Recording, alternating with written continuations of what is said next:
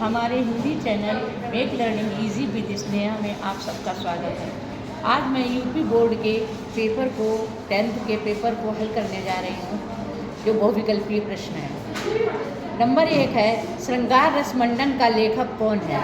तो इसमें 4 ऑप्शन दिए हुए हैं: वल्लभाचार्य, गोसाई विट्ठलनाथ, हीरालाल, लल्लूलाल। तो गोसाई विट्ठलनाथ इसके मेन हैं। सदल मिश्र की रचना कौन सी है? नासकेतोपाख्यान, राजनीति, भाषा योग वाशिष्ठ और सुख सागर। तो इनकी जो रचना है वो नासकेतोपाख्यान है। इसके बाद शुक्ल युग की समय सीमा क्या है? शुक्ल युग की समय सीमा सन 1900 से 1920, सन 1850 से 1900, सन 1918 से लेकर के 1938, मतलब 1919 से 1938। तो 1919 से 1938 जो है ये सही है। उसके बाद कहानी की दृष्टि से छायावाद युग को कहा जाता है प्रसाद युग, शुक्ल युग, द्विवेदी युग, प्रेमचंद युग। तो शुक्ल युग कहा जाता है।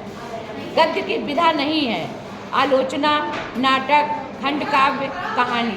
ये तीनों विधाएं हैं, लेकिन खंड काव्य जो है वो विधा नहीं है। इसके पश्चात रीतिकाल की काव्यधारा नहीं है। इसमें 4 ऑप्शन दिए हुए हैं: रीतिबद्ध काव्यधारा, रीति मुक्त, रीति सिद्ध, रीति रिवाज। तो इसमें रीति रिवाज आएगा सही, क्योंकि रीति रिवाज काव्यधारा नहीं है। भूषण की रचना है शिवा बावनी, कवि प्रिया, गंगा लहरी, रसराज। तो शिवा बावनी है इसमें। द्विवेदी युग का नाम किस साहित्यकार के नाम पर पड़ा? द्विवेदी युग का नाम आचार्य महावीर प्रसाद द्विवेदी, हजारी प्रसाद द्विवेदी, राधा कृष्ण दास। तो आचार्य महावीर प्रसाद द्विवेदी के नाम पर इन द्विवेदी युग का नाम पड़ा। तार सप्तक का प्रकाशन कब हुआ था? सन 1943 में। ठंडा लोहा के रचनाकार कौन है? इसमें अज्ञेय दिए हुए हैं, गिरिजा कुमार माथुर दिए हुए हैं, शमशेर बहादुर हैं और धर्मवीर भारती। तो धर्मवीर भारती जो हैं इनके रचनाकार हैं।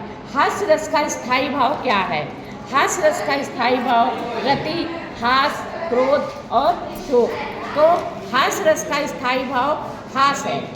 मात्रा तथा वर्ण के आधार पर छंद के भेद कितने हैं? मात्रा तथा वर्ण के आधार पर छंद के भेद 2 हैं। अब 13वां है, चरण कमल बंदों हरिराई। उपर्युक्त पंक्तियों में कौन सा अलंकार है? तो चरण कमल बंदों हरिराई। जब कोई विशेषता नहीं, विशेष किसी चीज़ का की उपमा नहीं दी जाती है तो वो रूपक अलंकार होता है। इसमें उपमेय में उपमान में, उपमेय में से उपमान का जो है क्या होता है कि भेद रहित आरोप होता है। अब है परिचय। परिचय शब्द में उपसर्ग कौन से हैं? पा, पर, परि, परिच। परि है, परि उपसर्ग है इसमें। इसके पश्चात 15वां है, चौराहा शब्द में समास है द्विगु, बहुव्रीहि, कर्मधारय, द्वंद्व। पहला शब्द अगर संख्यावाचक आता है तो मतलब जो है ये द्विगु समास होता है।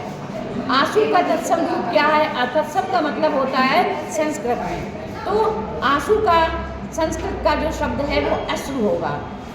तो ऐसे इसमें अक्षी दी गई है, आंख दी गई है, आखर दी गई है, लेकिन अश्रु सही होगा। इनमें से कौन सा शब्द सर्वनाम है? रमेश, मैं, लखनऊ, पुस्तक। तो इसमें मैं जो है वो सर्वनाम है। चंद्रमा का पर्यायवाची नहीं है: शशि, राकेश, देव और निशाकर। तो देव इसमें जो है वो पर्यायवाची नहीं है। इसके पश्चात 2 क्वेश्चन और हैं। वाच्य कितने भेद होते हैं? वाच्य के 3 भेद होते हैं: 2, 4, 6 और 3। तो 3 होते हैं, कौन कौन से? कर्तवाच्य, कर्मवाच्य और भाववाच्य। इसके पश्चात तद शब्द का चतुर्थी विभक्ति एकवचन रूप है तस्मय। ठीक है, ये इतने आपके बहुविकल्पी मैंने बताए हैं। आप लोग अपने पेपर से देख लीजिएगा। धन्यवाद।